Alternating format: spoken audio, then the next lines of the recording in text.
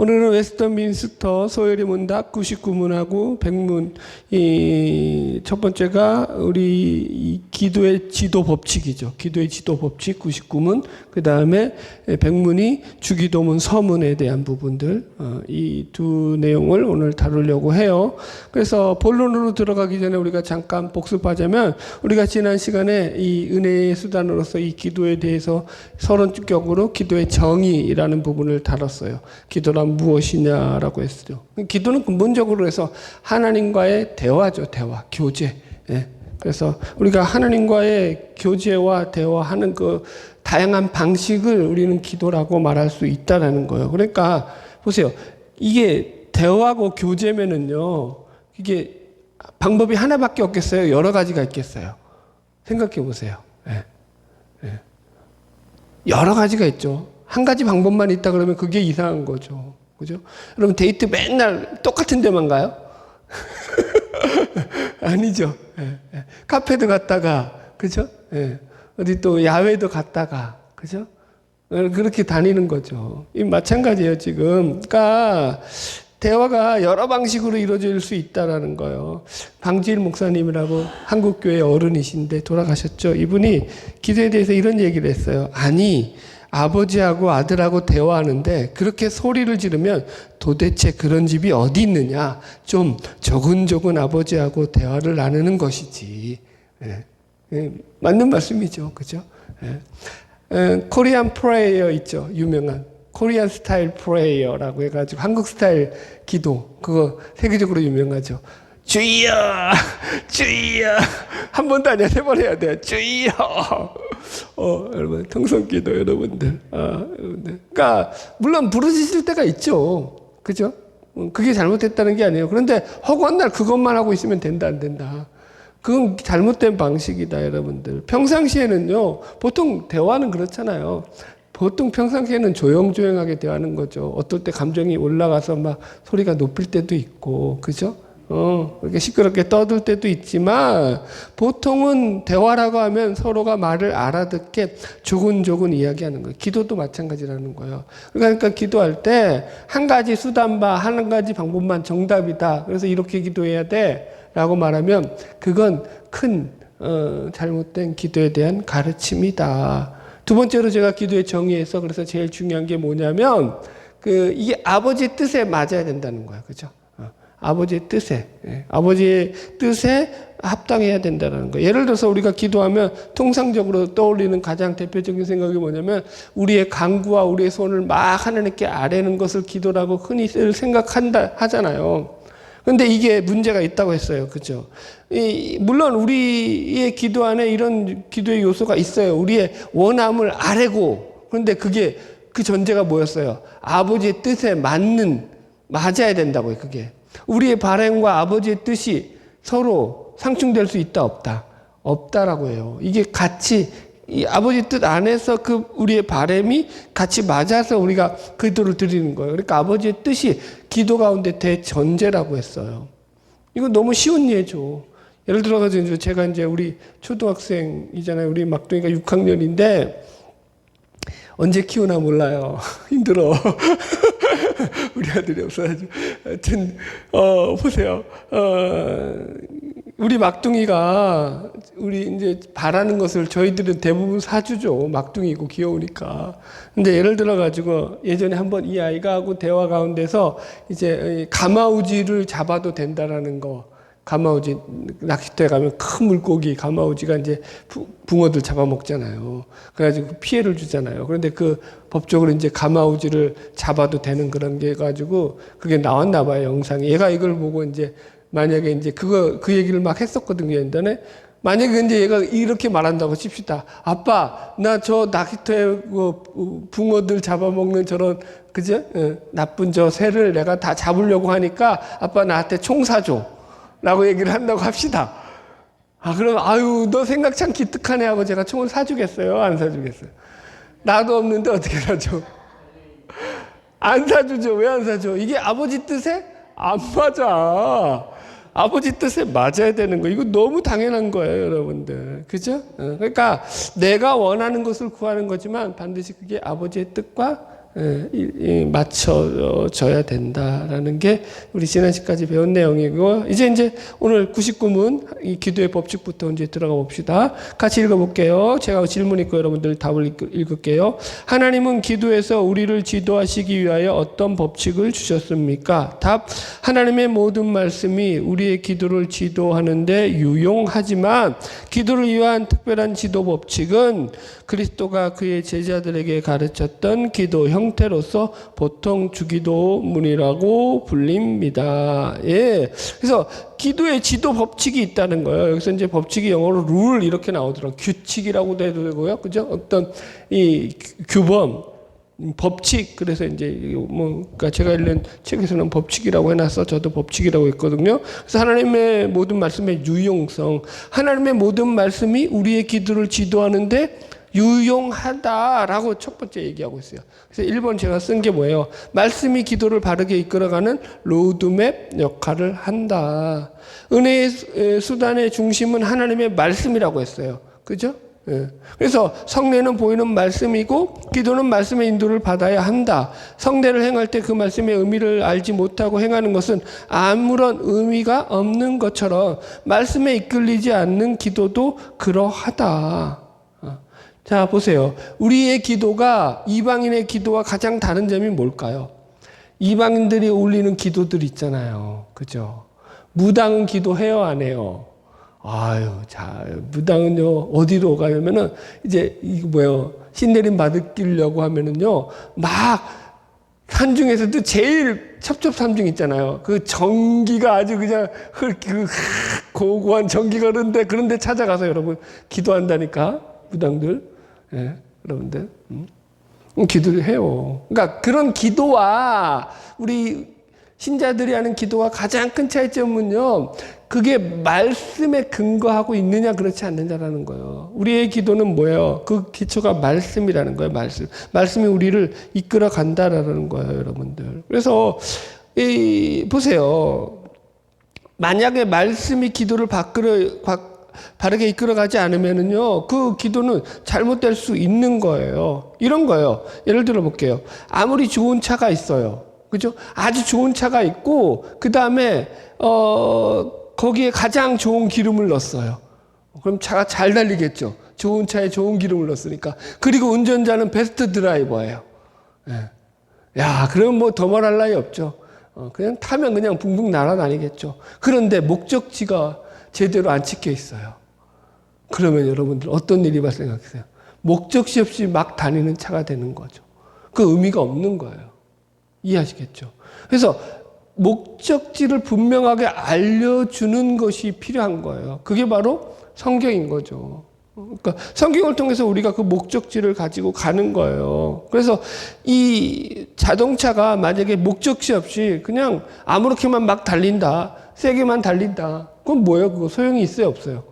소용없는 거예요. 반드시 그 차는요, 어떤 목적지를 향해 가기 위해서 필요한 수단인 거죠. 그래서 목적지를 알려주는 그 로드맵 역할을 하는 게 성경이다. 자, 두 번째, 기독교의 기도와 이방 종교의 기도와 차이를 분별할 줄 알아야 한다. 자, 보세요. 기도가 말씀을 떠나는 순간 그 기도는요, 이방인들의 기도처럼 어떤 정성과 치성을 통해서 자신들의 소원을 이루는 목적이 되거나 수단이 되거나 혹은 신비적인 유혹에 빠지죠. 우리나라는 반만년 역사 속에서 여러 가지 종교들이 있었어요. 무교, 도교, 불교, 뭐죠? 그죠? 무교라든가, 그죠? 유교라든가, 다양한 종교들 속에서 거기서의 기도의 가르침도 아주 다양했죠.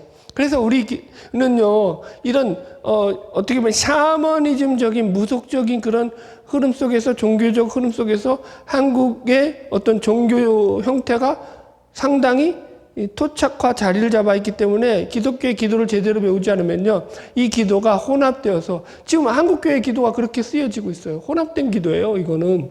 여러분들. 이 토착화가, 한국 기독교가 우리 한국에 와서 토착화되면서 그런 것들과 샤머니즘과 융합되어 가지고 기도가 좀 그런 잘못된 길로 간 걸 오늘 이제 그 얘기 많이 할 거거든요. 그런 부분들이 있다라는 거예요. 보세요. 우리나라는요, 지금도 마찬가지예요. 샤머니즘에 익숙해요. 무당에 익숙해요. 요즘은 TV에 무당도 MG 무당이 나와. MG 무당. 뭐예요? 뭐죠? 견우와 직녀인가?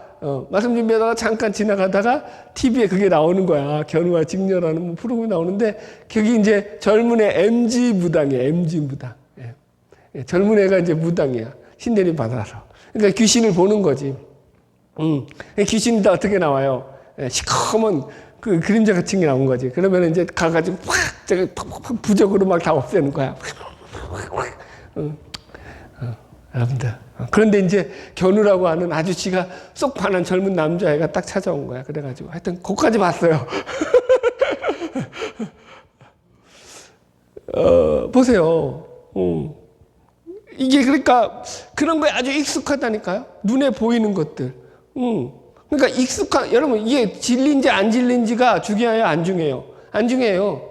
그냥 익숙한 것이 그냥 거기에, 우리 사람 마음이 그래. 익숙한 것이 그냥 좋은 거야. 그래서 그걸 그냥 받아들여요. 거부감 없이. 여러분들. 그래서 여러분들 무당들이 기도할 때, 무당 굿하듯이 우리가 기도도 그런 식으로 여러분들, 우리의 정성을 들이고 치성을 들여서 여러분 기도를 해가지고 응답받으면 그게 기도라고 생각한다니까요. 기도 가운데 우리 보세요. 무당들이 보잖아요. 귀신을 보고 소리를 듣잖아요. 우리도 그런다고요. 기도하다가 하나님이 음성을 들려주셨다. 기도하다가 뭘 봤다. 눈이 이거 진짜. 여러분 그게 성경에서 말하는 기도와는 아주 동떨어진 기도라니까요. 근데 한국식의 기도는 거의 그래요. 기도에 열심히 있는 사람들 보세요. 다 그쪽이죠. 영빨 있는 목사님 왜 찾아다녀요? 기도원에. 영빨 있는 무당 찾는 거랑 똑같다니까? 그거 제가 얘기했죠. 그 인효론이라고, 인효론. 사람의 어떤 그 구원의 효력이 있다고 생각한다고요. 우리 기독교는 성경 그렇게 얘기하고 있지 않아요. 여러분들. 그러니까 이게 지금 우리가 말씀을 얼마나 잘 배워야 되느냐? 중요하다는 거죠. 제가 여기 길선주 목사의 새벽 기도를 예를 들어놨어요. 이 새벽 기도가, 우리나라에서 이게 외국의 선교사들이 와가지고 길선주 목사한테 가르쳐 준 게 아니에요. 혹은 길선주 목사가 성경책을 보고 내가 말씀 듣고 새벽에 기도했다는 그 내용에 새벽을 깨우리로다 뭐 이런 말씀 듣고 뭐 감동을 받아가지고 새벽을 깨운 게 아니에요. 이 길선주라는 사람은 원래 간우교라고 해요. 관우교, 관우 있죠. 저기 삼국지에 나오는 간우. 이 간우교의 신봉자였어요. 신봉자. 그냥 믿는 것도 아니고 열렬한 그런 신자였어요. 거기 간우교 신자. 그래서 이 간우교를 섬기는 사람들이 무당 중심으로 조직된 여기도 그런 샤머니즘이에요. 그래서 간우 숭배가 어떻게 우리나라에서 들어왔냐면은 임진왜란 때, 그때 이제 원군으로 온 명나라 병사들의 사기를 북돋우기 위해서 우리에서 이제 간우 뭐라 그래요? 그 모진 사당, 간우를 위해 가지고 기도하는 사당을 지어줘 가지고 거기서부터 이제 그 간우교가 유래된 거예요. 지금은 없어요, 여러분. 어떤 흔적만 남아 있다고요. 여튼 그래서 이 길선주 씨가 매일 새벽 거기 꼭두 새벽에서 기도를 한 거야. 간우교 신봉자니까. 그게 그들에게 하나의 저거죠. 그런데 이제 예수를 믿었잖아요. 예수를 믿고 나서도 그게 안 바뀌는 거예요. 자기가 그렇게 새벽마다 깨웠던 그 간섭이 안 바뀌니까, 그러니까 거기서 이제 대상만 바꾼 거야. 간우에게 빌었던 게 누구에 바뀐 거야? 하나님께만 바꾼 거야. 잘 생각하셔야 돼요. 대상만 바꿨어요. 그리고 간우에게 기도하던 걸 하나님께 한다고요, 여러분들. 여러분들. 제가 지금 새벽 기도가 나쁘다는 게 아니라 이런 식으로 신앙이 우리나라에 들어와가지고 토착화하는 과정 속에서 마치 그게 성경의 개념이냐 잘못 이해되고 있는 것들이 많다. 여러분, 제가 하나 더 설명드릴게요. 새벽 기도가 나쁘다고 하는 얘기는 절대 아니에요. 여러분들 오해하지 마세요. 새벽 기도를 강조하는 주장들을 보면은 그 내용에 좋은 것들이 너무 많아요. 제가 대전에서 기도로 크게 부흥하는 교회인데요. 거기서 나온 책이 있는데 기도학교라는 책이 있어요. 그래서 그 책에 나오는 새벽 기도에 대한 강조를 그냥 제가 발췌를 해왔어요. 그대로 읽어드릴게요. 이 얘기 들어보고 여러분들 어떤 마음이 드는지 보세요. 기도하는 사람은 새벽에 일어나야 한다. 새벽은 장과 바꿀 수 있는 시간이 아니다. 새벽은 기도하는 시간이다. 새벽은 하루 첫 시간이다. 모든 일은 시작이 중요하다. 새벽은 하루를 어떻게 살아야 할지 전략을 세우는 시간이다. 새벽은 생각의 균형을 조정하는 시간이다. 하루를 시작하기 전 먼저 부정적인 생각을 긍정적인 생각으로 조정해야 한다. 새벽은 영적인 채널을 조정하는 시간이다. 새벽은 정신력이 발달하는 시간이다. 새벽은 하루의 골든타임이다. 등등. 이렇게까지 말하는데 새벽 기도를 안 한다. 새벽을 깨우지 않는다. 그럼 어떤 사람이에요, 그 사람은? 신앙이 제대로 바뀌지 않은 사람인 것이냐? 그렇게 들리지 않았나요? 예? 그죠, 여러분들? 이게 새벽 기도가 나쁘다는 게 아니라 새벽 기도가 다 좋은데 그게 보세요. 기도의 지도 법칙이라고요. 법칙화돼 버리잖아요. 그렇게 돼 버리면은. 그럼 돼요, 안 돼요? 뭐가 되라고요? 법칙은 뭐밖에 없어요. 말씀이에요, 말씀. 아멘?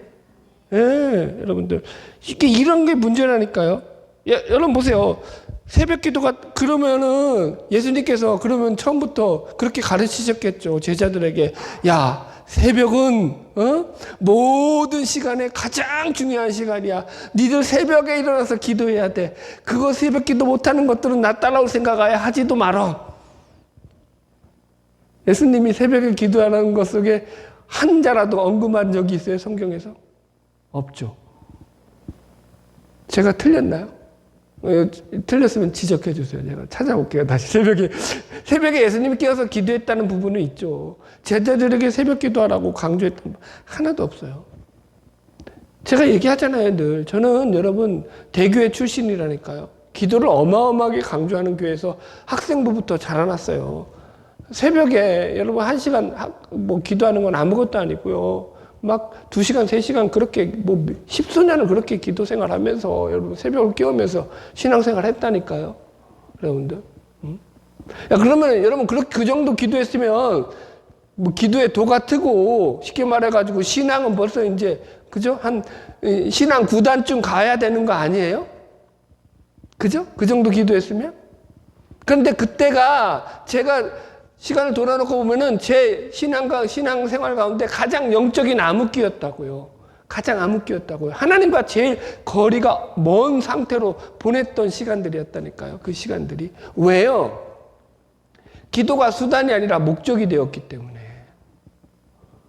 이해하시겠어요? 여러분들. 나 그거 하니까 나는 뭐야? 대단한 믿음의 사람인 거야. 나 오늘 2시간 기도했어. 나 오늘 3시간 기도했어. 영적 자만감으로 충만하는 거죠, 여러분들. 여러분, 그런데 이게 진짜 하나님과의 진정한 사귐과 교제가 없으면은요, 그건 기도를 잘한다고 볼 수가 없는 거예요. 그냥 내가 기도를 오래 했다, 많이 했다, 이거 중요한 게 아니라고요. 하나님과 말씀 가운데 계속 하나님의 뜻을 맞춰가면서 그분과 여러분 수시로 하시라고, 수시로. 제가 여러분 보세요. 예를 들어 볼게요. 지금 예배 내려오기 전에 기도했을까요? 안 했을까요? 네, 했을까요? 안 했을까요? 했겠죠. 길게 했을까요? 짧게 했을까요? 아, 그렇죠. 저 얄미워. 그걸 또 말하고 있어. 그 길게 할 시간이 없잖아. 말씀 준비하는데. 짧게 했지. 그런데 저는 그게 좋다고 생각해요. 이렇게 잠깐 얘기하는 거예요. 하나님, 내 사정 아시죠? 하여튼 오늘도 하나님 말씀을 잘 증언하게 해주세요. 여러분 그런 거라니까요, 여러분들. 그래서 여기 써놨잖아요. 말씀은 무지한데 기도가 깊어질 수 있느냐? 그럴 수 있다, 없다? 없다. 기도를 잘한다는 것은 말씀을 통해서 믿는 도리를 잘 깨닫고 기도를 드릴 때 기도를 잘할 수 있다. 그게 기도를 잘하는 거라니까요. 로이드 존스 목사님이 이렇게 얘기했어요. 우리는 골방에 들어갈 때조차도 사람들이 우리가 들어가는 모습을 봐주기를 원한다. 우리가 얼마나 기도가 외식적인지, 여러분 우리가 얼마나 죄성으로 똘똘 뭉친 인간인지를 정확하게 얘기하는 거죠. 우리는 여러분 보세요. 골방에 들어가서 내가 골방에 들어가서 기도하라고 했으니까 예수님께서 골방에 들어가서 기도한다. 그래서 나 혼자 들어가는 줄 알잖아요. 아니에요. 사실은 사탄을 친구로 데리고 들어가는 거예요. 골방 속으로. 뭔 말인지 이해가 안 돼요? 예? 나는 예수님의 말씀 따라 골방에 들어가서 기도한다고 가면서도 내 내면에서는요, 지금 마귀하고 동기동창 돼가지고 같이 들어가가지고 여러분 자기 의에 충만해서 기도하고 있다고요. 바리새인이 그렇게 기도하잖아요. 그죠? 아버지요, 하나님이요. 아버지는 아니죠. 하나님, 뭐 하죠? 그죠? 나는 뭘 했나이다. 여러분, 그래서 조심해야 된다. 자, 넘어갈게요. 99-2 기도를 위한 특별 지도 법칙 주기도문. 그래서 성경에서 이제 기도에 대해 가르치지만 주기도문은 주님께서 직접 제자들에게 가르쳐 주신 기도문이라는 점에서 기도에 관한 가장 정확한 가르침이라고 할 수 있다. 주기도문은 서문, 그 다음에 6개의 강구와 청원, 그리고 맺은 말로 구성되어 있다. 그래서 이제 제가 몇 문부터 몇 문까지 그게 해당되는지 구체적으로 써놨죠. 그래서 여러분들 우리가 이런 거예요. 본능적으로 우리가 기도를 잘하면 좋겠죠. 누가 가르쳐 주지 않아도. 그런데 그럴 수가 없다라는 거예요. 지금 이 웨스트민스터 소위리 문답은 왜 그러냐면은 그 기도 가운데 우리가 말씀을 제대로 배우지 않잖아요. 기도를 제대로 배우지 않잖아요. 기도가 당연히 어려웠죠. 여러분 보세요. 데이트가 여러분들 오래된 연인들은요, 그죠? 데이트가 싫겠죠. 뭐 해야 될지 아니까 서로. 그런데 이제 만났어. 만난 지 얼마 안 돼. 그럼 데이트가 쉬워요, 어려워요? 아, 물론 좋아하면 싫겠죠. 아, 근데 그 사이가 아니야. 서먹서먹해. 잘 몰라. 그럼 어떻게 하겠어요? 긴장하겠죠. 아, 이 사람한테 말 실수하면 안 되는데, 뭘 좋아하는지 모르는데. 그렇지 않겠어요? 연애를 안 해봐가지고. 넘어갈게요. 여튼, 무슨 말인지 이해가 가시죠? 하나님과도 그래요. 당연히 여러분 하나님 앞에서 기도하는데, 예수 믿자마자 하나님께 기도하는데, 천상유수처럼 랄랄랄랄랄랄라. 아, 이거는 약간 사입인 거야. 그렇게 기도가 안 돼요. 말씀이 없는데, 기도의 방법을 모르는데, 목사님, 난 기도가 너무 쉬워요. 그럼 저는 벌써 반 적고 봐요. 저 인간은 기도 제대로 안 하는구나. 여러분, 아니, 말씀도 모르는 인간이 뭘 기도가 쉬워. 어떻게 쉬울 수가 있어, 기도가. 그죠? 당연히 어려워야지 정상인 거예요. 알면 알수록 이제 점점 쉬워지는 거죠. 이해하시겠죠, 여러분들? 그래서 그걸 이제 알려주는 게 뭐다? 주기도문이다. 주기도문. 그래서 우리가 맨날 주기도문 암송하니까 이게 뭐 무슨 의미가 있나 그런데 아니에요. 주기도문 안에는요, 모든 기도의 그 내용들이 다 들어가 있어서 우리의 기도를 충만하게 만들어주는 그런 요소들이 다 들어가 있어요. 하나하나 다 들어가 있어요. 우리가 그걸 확인하고 의미를 새기면은요, 절대 우리의 기도가 주기도문 통해서 여러분 부족한 게 하나도 없다라는 걸 확인하게 될 겁니다. 자, 이제 그래서 주기도문 서문 이제 본격적으로 나가볼게요. 제 백문, 주기도문의 서문은 우리에게 무엇을 가르칩니까? 답 같이 읽읍시다. 하늘에 계신 우리 아버지여 라는 주기도문의 서문은 자녀들이 아버지에게 가듯이 모든 거룩한 경애와 자신감으로 우리를 도울 수 있고 기꺼이 도우시려는 하나님께 가까이 다가갈 것을 우리에게 가르칩니다. 그리고 우리가 다른 이들과 함께 다른 이들을 위해서 기도해야 할 것을 가르칩니다. 예.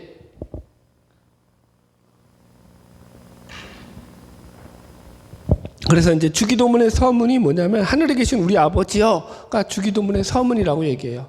그래서 이게 주기도문의 서문이고 그 다음에 이제 그 뒤부터 이제 6개의 간구, 간청, 청원이라고 얘기하는데 자 보세요. 먼저 그래서 하늘에 계신이라는 말이에요. 이 말은요 삼층천의 하늘을 말하는 유대인식의 개념이에요. 이게 그러니까 하나님의 임재하시고 있는 하늘이에요. 일단 읽어드릴게요. 조금 이따 설명하고. 그래서 하늘에 대해 계신다는 말씀은 하나님의 신적인 속성에 해당하는 하나님의 초월성과 전능성, 무한성과 영원성, 우주적인 통치성 같은 이런 신적인 의미들을 내포하고 있는 말로서 이것은 물론 하나님의 최고의 권능과 영광, 능력과 지위, 그 영원하는 권세를 말씀하는 표현이다. 그냥 하늘에 계신이라는 말을 쓰라는 게 아니라는 거예요. 유대인들은요, 하늘을 삼층천으로 봤다고 했잖아요. 그죠? 1층은 우리 인간이 사는, 그죠? 사는 인간의 세계의 하늘. 두 번째 2층천은요, 마귀들이 주관하고 있는 하늘, 그죠? 그래서 성경에서는 에베소서에 뭐예요? 공중권세를 잡았다라고 표현하잖아요. 이 층이 이제 2층천이고 3층천은 여기를 다 넘어서서 우리 쉽게 말하면 헤븐리, 그죠?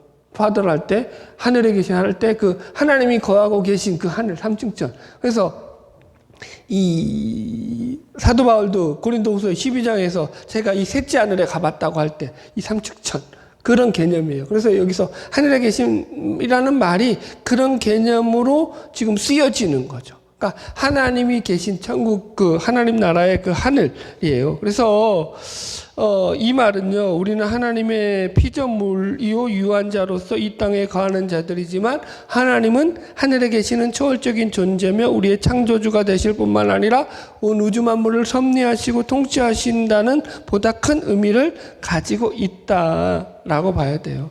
그래서 이게 신적인 권인 거예요. 자, 그런데 그 하늘에 계신 누구 아버지예요? 그 다음에 우리 아버지요. 이게 좋은 거죠. 그러니까 하늘에 계신 하나님을 우리 아버지라고 부른다라는 거예요. 이게 그러니까 중요한 거예요. 그러니까 하나님이 가진 그 권세와 영광과 능력과 그 힘과 모든 것들이 누구와 연결되어 있는 거예요. 사실은 우리가 누릴 권세와 영광과 연결되어 있다는 게 기도가 가진 특별한 거죠. 그냥 보세요. 어떤 이들은 하나님의 높으심을 잘못 이해하게 될 때 어떻게 생각하냐면은 이 하나님이 가지신 그 능력, 그 힘이 도대체 우리와 무슨 관계가 있느냐? 그분의 높음이 우리에게 무슨 도움이 되느냐? 이렇게 질문할 수 있잖아요. 이따가도 이제 얘기하겠지만. 자, 보세요. 1번 봅시다. 예수님께서 전능하신 창조주 하나님을 향하여 우리 아버지라고 부르라고 가르쳐 주셨다라는 거예요. 그러니까 이 말씀은 하나님은 전능하신 하나님이고 우리는 그분이 창조한 수많은 피조물 중에 하나로서 일개 초라한 피조물에 지나지 않느냐라고 하는 그런 것에 대해서 하나님이 그 많은 피조물 가운데 우리까지 신경 쓸 겨를이 어디 있겠느냐라는 우리들의 의문을 깨끗하게 해결해 준다라는 거예요. 그분이 우리 아버지로서 우리와 관계된 분이라는 것이, 그죠? 그걸 예수님이 직접 말씀하셨다라니까요, 여러분. 이게 제일 중요해요. 그러니까 무슨 얘기냐면 그러니까 예수님이 하나님이시잖아요. 하나님이신 그분이, 그러니까 우리가 하나님을 부를 때 아버지로 부르는 걸 제일 좋아하셨다라는 거예요. 그래서 우리를 그렇게 하나님을 아버지라고 부르라고 지금 허락해 주셨다는, 얼마나 고마워요.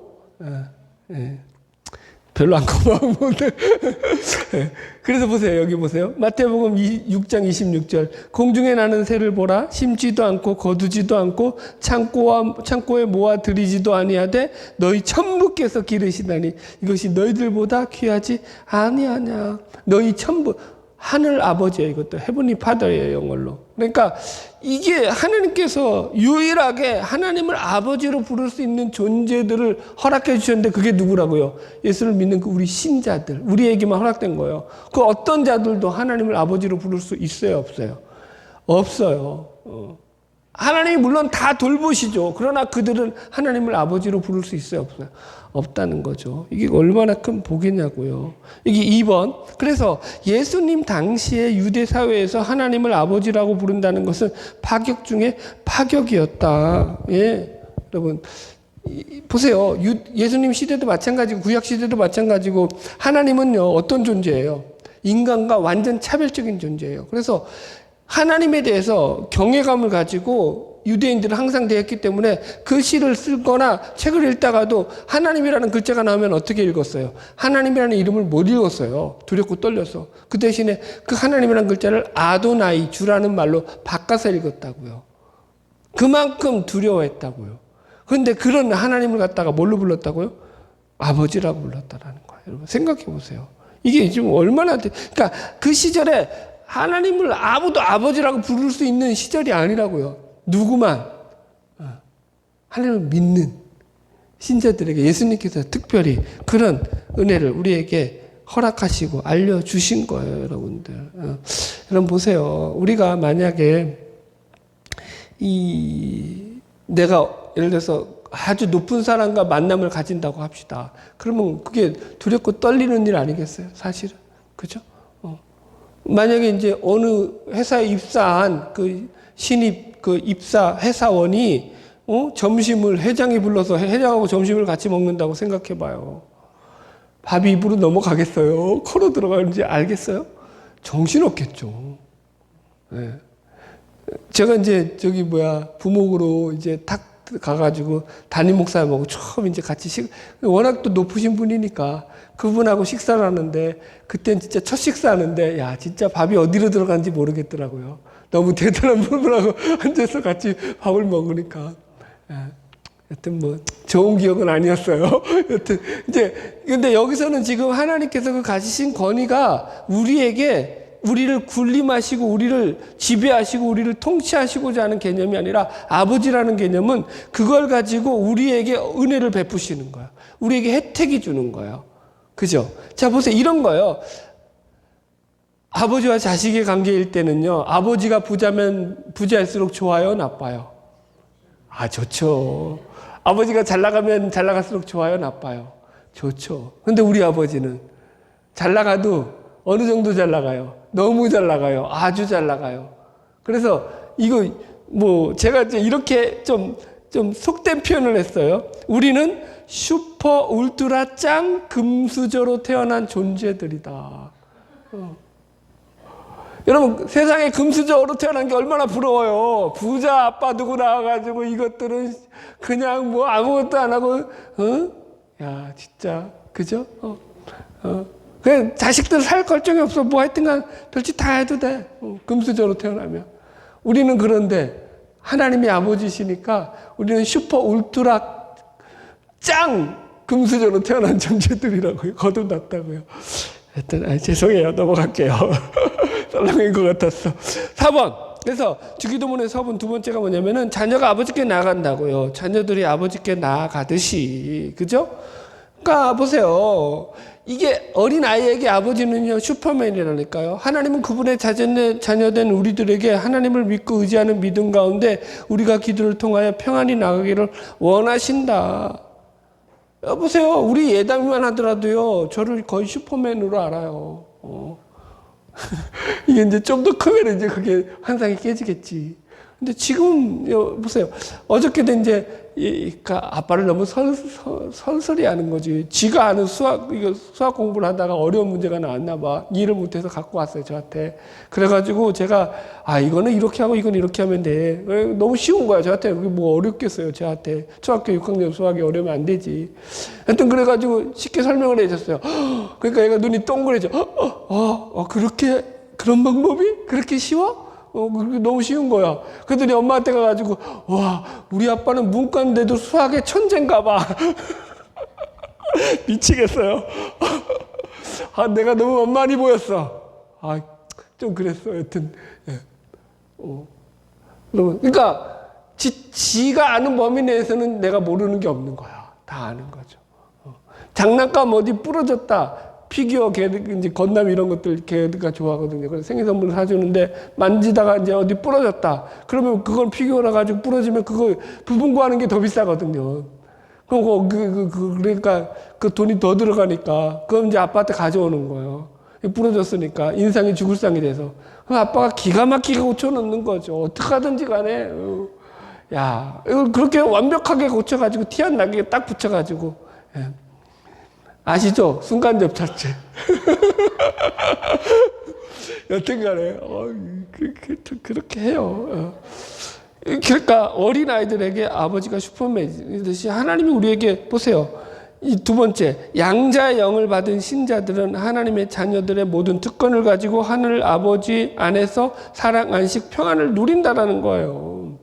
갈라디아서 4장 6절 너희가 아들임으로 하나님이 그 아들의 영을 우리 마음 가운데 보내사 아빠 아버지라 부르게 하셨느니라. 그러니까 이 말씀에 주어지는 배경도 이거예요. 너희들 종이 아니야. 너희들은 종의 영을 받지 않았어. 양자의 영을 받았어. 라는 것의 설명 가운데 아빠 아버지라는 얘기인 거예요. 그러니까 종이라는 건 뭐예요? 항상 주인에 대한 눈치를 봐야 되는 거예요. 일을 아무리 잘했다고 해서 종이 여러분들 그 자기 일 공로 내세울 수 있어요? 없어요? 없어요. 종이 일 잘해봤자 그거 자기 거예요, 주인 거예요? 주인 거예요. 눈치 봐야 되는 거예요, 종은. 그러나 아들은 다르죠. 아빠가 일 잘하면 그거 누구 거예요? 다 자기 거야. 아이, 그만하자. 그래서 아들은요, 그렇지 않다는 거예요. 아들에게 뭐가 있다는 거야? 아버지로부터의 관계성으로서 오는 안식과 평안, 사랑을 누리게 되는 거죠. 자, 5번. 그래서 100-3 주기도문의 섬은 우리를 도울 수 있고 기꺼이 도우시려는 하나님께 가까이 다가갈 것을 우리에게 가르친다라는 거예요. 이게 기가 막힌 거죠. 뭘 가르친다고요? 하나님이 그 전능하신 하나님 우리를 도우시고 우리를 가까이 하실 수 있도록 기도를 가르쳐 준다라는 거예요. 그러니까 육신의 아버지에 비해 하늘 아버지시는요 전능하시는 거예요. 거기는 능력이 무한대잖아요. 선하심도 무한대고. 마태복음 6장 8절. 그러므로 그들을 본받지 말라. 구하기 전에 너에게 있어야 할 것을 하나님 너희 아버지께서 아셔요 몰라요? 아시느니라. 그러니까 이게 주기도문을 가르치기 전에 나오는 말씀이잖아요. 우리가 방금 읽었듯이 본문에서. 그죠? 그러니까 이게 모든 기도의 큰 전제라고요. 예수님은요, 이 전제 가운데 너희들 기도하라 이런다는 거예요. 하나님이 우리 기도하기 전에 우리의 필요할 것, 우리가 구할 것 아셔요 몰라요? 아신다. 너에게 있어야 될 것 아신다. 이게 대전제라고요. 질문했어요, 제가. 하나님이 다 아는데 그럼 뭐하러 기도하느냐? 하나님 다 아는데 기도하지 않아도 그냥 주시면 되지 않느냐? 기도가 뭐 필요하냐?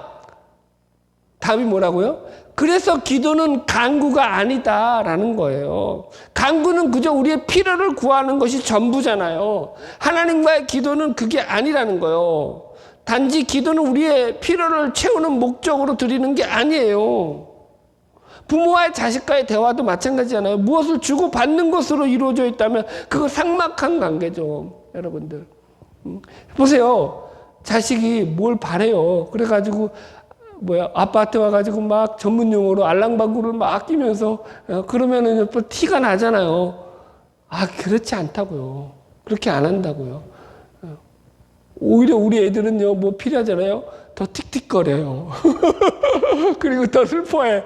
그럼 어떻게 하는 거야? 이것들이 뭐가 있구나. 티가 있구나. 보세요.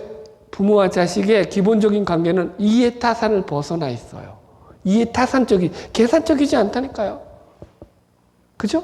우리 기도가 그런 거예요. 목적 자체가 하나님이 아신다라는 거예요. 여러분, 그러니까 이게 자꾸 뭘 구해서 받는 것으로 가면 안 돼요, 기도는요.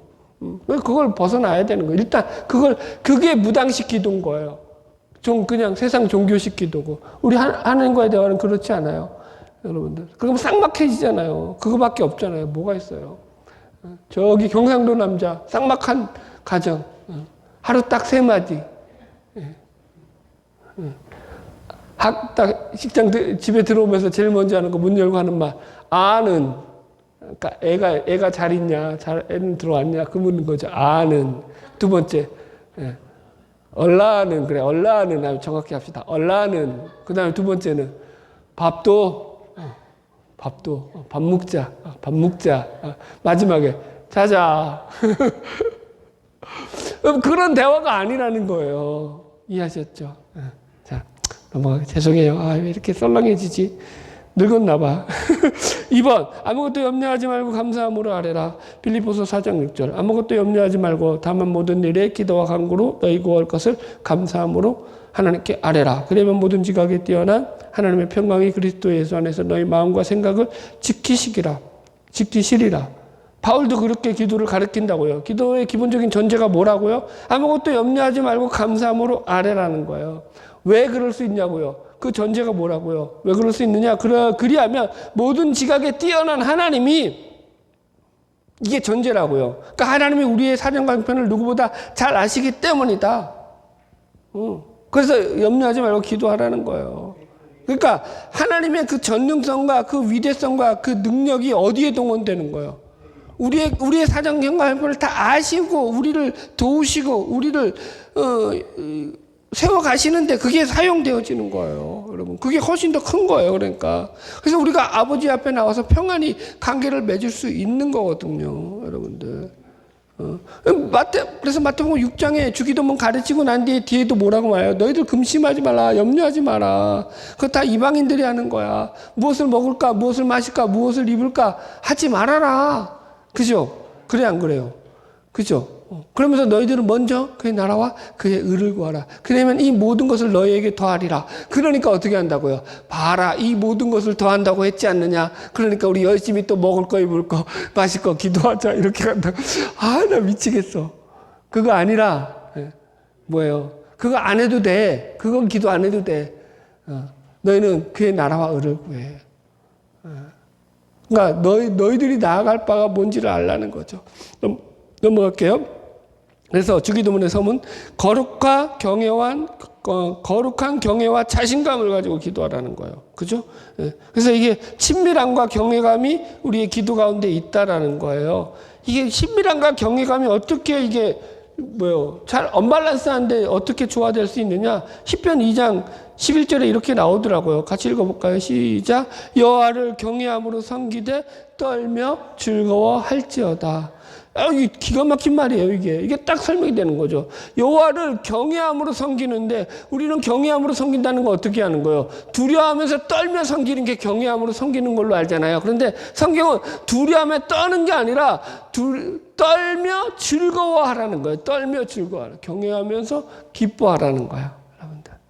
야, 기가 막히죠, 여러분들 표현이. 그러니까 하나님을 기뻐함으로, 여러분, 그런데 경외감으로 하나님과 가까이 나간다고요. 보세요. 아들, 딸로서 우리가 하나님 앞에 기도할 때 못할 말이 없죠. 그러면서도 이제 철이 들면 부모에 대한 뭐가 생겨요? 존경심이 생기죠. 우리 아버지, 우리 어머니에 대한. 그 당당함과 더불어서 그 경외감을 가지고 나가라는 거예요. 그렇게 될 때 보세요. 기도는 자기 자랑과 자기 치장으로 가면 안 된다라는 거예요. 자기 교만한 기도. 이게 경외감이 결여되었을 때 발생할 수 있는 기도의 오류라고요. 많은 이들이 여기서 착각을 한다니까요. 바리새인이 여기서 틀렸다고요. 그러니까 친밀함과 경외감, 이게 완벽한 조화가 이루어져야 되는 거예요. 보세요. 누가복음 18장 11절. 하나님이여, 나는 다른 사람들 곧 토색, 불의, 간음을 하는 자들과 같지 아니하고 이 세리와도 같지 아니함을 감사하나이다. 나는 일에 2번씩 금식하고 또 소득의 11조를 드리나이다 하고. 이 바리새인이 못한 게 뭐 있어요? 오늘날 우리 신앙생활 하는 사람들보다 신앙을 더 잘 지켰으면 잘 지켰지. 저는 모든 예배에 참석하고 금식 기도하고 절하기도 하고 수요 예배 빠지지 않고 11조도 드리나이다. 얼마나 열심히 믿었어요. 근데 이게 지금 예수님 앞에서는 이게 잘못된 기도라고 책망을 듣는 거죠. 왜요? 이 기도는 자기의 자만심과 자기의로 충만해 있다고요. 그러니까 이게 여러분, 이 자신감이라는 걸 착각하면 안 된다니까요. 하나님이 우리를 아버지 되신다는 자신감이지, 그게 교만해서 자기 의를 드러내는 수단으로 가면 안 돼요. 자기 자랑, 자기 치장으로. 이해하셨죠? 제가 예를 하나 더 들어드릴게요. 어느 식당에서 이제 어느 분이 식당에 가가지고 기도를 하다가 열심히 기도를 하는데 종업원이 떠들었다는 거예요. 자기 식당에서 기도하는데. 그래가지고 기도 끝나가는 종업원을 불러가지고, 감히 식사 기도를 하는데 시끄럽게 종업원이 떠드냐고 혼을 냈대요. 아니, 그럼 식사 기도는 하지 말든지. 왜 그러는 거야, 도대체? 왜 그러는 거야? 제가 천국에 못 가는 대표적인 부류, 갑질하는 인간. 그러니까 참 답이 없이 믿는 분들이 너무 많아요. 하나님의 은혜를 잘못 오용하는 분들도 너무 많고. 자, 마지막 주제 넘어갑시다. 이게 그래서 7번은 공동체의 기도라는 거예요. 그러니까 다른 사람들과 함께 다른 이들을 위해서, 그죠? 여러분 보세요. 기도해야 할 것을 가르칩니다라고 말하고 있다고요. 그러니까 나의 아버지가 아니라 누가 아버지였어요? 우리 아버지, 우리가 형제라는 거죠. 기도를 한다는 것은 하나님과 나의 관계임에도 불구하고 기도가 깊어질 때 우리의 기도, 즉 공동체의 기도가 더욱더 깊어지게 되어 있다. 성경은 기본적으로 신자들이 모두 한 지체라는 전제 하에서 쓰여졌어요. 그래서 성경적으로 볼 때 신자들은 결코 따로 존재하고 있지 않다. 바울도 로마서 12장 15절에서 로마에 있는 신자들에게 즐거워하는 자들과 함께 즐거워하고 우는 자들과 함께 울라고 권면하고 있습니다. 신자는 자기 혼자 잘 되기 위해서 신앙생활하는 게 아니다. 여러분들 이해하시겠습니까? 여러분, 그러니까 신앙의 여정에 들어간 순간 우리는요 한 지체라는 의식을 가지고 함께 교회에서 여러분 세워가는 거예요. 동고동락해가는 거예요. 그래서 여러분 그게 힘든 거죠. 그런 교회가 힘든 거예요. 그게 여러분 말처럼 쉬워요, 어려워요? 엄청 어려워요, 엄청 어려워요. 넘어갈게요. 2. 영생은 더불어 삶이고 기도는 더불어 사는 자녀들의 기도이므로 이기적이고 개인주의적인 기도를 버려야 한다. 기도는요, 형제 사랑을 전제로 하는 거예요. 그죠? 우리 복음성가 유명한 거 있잖아요. 당신이 지쳐서 기도할 수 없고, 눈물이 빗물처럼 흘러내릴 때, 하고, 그리고 마지막 후렴이, 누군가 널 위하여 누군가 기도하네. 이때 누군가가 누구라는 거예요. 바로 저와 여러분이 되어야 되는 거예요. 그 누군가를 위해서 기도해 주는 사람. 자, 보세요. 질문이에요. 형제를 위해서 기도하는 것은 하나님이 나의 기도 제목은 아시고 형제의 기도 제목을 모르시기 때문에 우리가 대신 형제를 위해서 기도하라는 것인가요? 아니라는 거죠. 하나님이 나보다 저 형제에게 필요한 것이 무엇인지 더 잘 아시죠. 그래서 우리가 기도하는 것은 곧 형제를 사랑한다는 가장 강력한 형제 사랑의 표현이 그 기도로 나타나는 거예요. 그래서 더욱 우리는 서로를 위해서 기도해야 하는 거예요. 뭘로 사랑하라고요? 그 형제를 기도해 주라고요. 그 형제를 아픔을 함께 예수님이 그거 하신 거잖아요. 야, 나와 함께 깨어. 좀 있어 달라. 예수님도 인간이실 때는요, 뭐 받기 원했다는 거예요? 사람들을 의지하고 그들로부터, 제자들로부터 위로를 받기 원했다라는 거잖아요. 이해하시겠죠? 이게 같이 가야 되는 거죠.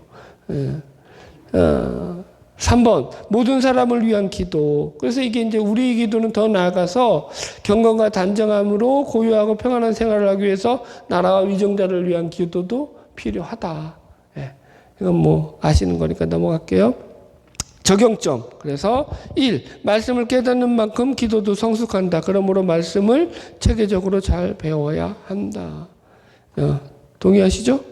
예. 그래서 늘 우리가 이 기도의 지도 법칙이 말씀이라는 것을 기억하셔야 되고요. 두 번째, 하나님을 아버지로 부르는 친밀한 자신감과 경외로서 기도로 나아가야 된다. 기도할 때 우리가 하나님을 아버지로 부르는 것은 큰 특권이죠. 이보다 큰 게 없어요. 우리가 기도할 때, 대표 기도할 때도 많은 미사 어구를 붙이잖아요. 예를 들어가지고 사랑이 많으신 하나님, 전능하신 하나님, 창세전에 우리를 택하사 하나님의 자녀 삼아주신 그 은혜를 감사합니다. 뭐 이렇게 하여튼 뭐 미사구를 많이 붙이는데 제일 좋은 기도는 저는 그냥 하나님 아버지라고 그냥 부르는 거예요. 하나님 아버지 감사합니다. 아버지 전에 나와 오늘도 우리가 함께 예배드리게 하시니 감사합니다. 대표 기도하는 분들 참조하시기 바랍니다. 좋은 목사죠. 이런 거 알려주는 거, 여러분들. 그러니까, 여러분들, 제가 말씀을 준비하면서 스스로에게 물어본 게 있어요. 그러면 정말로 오늘 말씀의 결론을 지으면서 내가 하나님을 아버지라고 여기면서 그렇게 그분을 좋아하면서 그렇게 기도하느냐라고 내 스스로에게 물어봤어요. 왜 그러냐면은 저는 아버지하고 대화를 나눠본 기억이 없어요. 어릴 때 돌아가신 것도 있지만 그 시절에 아버지는 굉장히 어려운 존재였거든요. 우리 아버지가. 그러니까 우리 아버지만이 아니라 그 시절은 다 그랬죠. 부모는 부모고 자식은 자식이고, 그죠? 어른이잖아요. 우리는 애들이잖아요. 애들끼리 노는 거죠. 어른하고 어디 말을 섞어요. 밥성도 안 섞었는데. 그러니까 아버지에게 무슨 말을 살갑게 들어보거나 먼저 아버지가 인생에 조언을 해주시고 뭐 이런 게 없었어요. 그러니까 아버지 밑에서 자랐지만은 아버지와의 대화가 서툴렀죠. 그런데 이제 하나님과 그러니까 이 대화하는 것에서 나는 과연 어떻게 대화를 하는가라고 물어를 봤어요. 스스로에게 자문한 거죠. 가장 좋은 게 제가 제 자식들과 하는 대화더라고요. 자식들에게 최소한 아버지로서 자식들에게 살갑게 대해주고 자식들의 고민을 들어주고 진실하게 대해주고 자식들의 편을 들어주면서 어떤 격식을 차리기보다는 부모로서 자식들에게 먼저 산 인생의 선배로서 거기를 알려주려고 그렇게 대화를 나누죠. 나도 하나님께 그렇게 지금 기도를 하고 있구나 라는 생각으로 제가 생각을 정리할 수 있었습니다. 여러분, 기도가 그런 거예요. 여러분, 하나님 앞에 우리가 아버지 되신 아버지께 우리가 편하게 나아가는 거예요. 그래서 그분에게 우리의 생각을 아뢰는 거죠. 아버지, 오늘 나 좀 짜증난 일이 있었어요. 아시죠? 그게 뭔지. 좀 내가 속상한데 아버지 좀 잘 도와주세요. 그렇게 말할 수 있는 거예요. 여러분, 우리는 신자된 우리의 기도가 아버지께 아뢰는 기도라는 것을 늘 기억하셔야 돼요. 결론입니다. 그래서 신자의 기도는 늘 하나님 앞에서 우리가 하나님을 아버지로 부르는 영광스러운 특권임을 기억함으로 날마다 그분 앞에 나아가는 그런 저와 여러분이 되기를 주의 이름으로 축복합니다.